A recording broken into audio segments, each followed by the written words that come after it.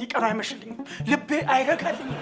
ቋቱም ላይ ሚዛኑም ላይ ችጋውም ላይ ሁሉ እኮ ነው የምትታየኝ። ኧረ ተው ጌታዬ፣ ተው ጮቤ ታውጣኝ። ኧረ ከጥራጥሬ ለየኝ። ተው። አንቺስ? እኔ ምን ሽሮ ላይ ፍርፍሩ ላይ ትታይ? ምትኩ! አቤት። ምንድን ነው? ምን ነው ማለቴ?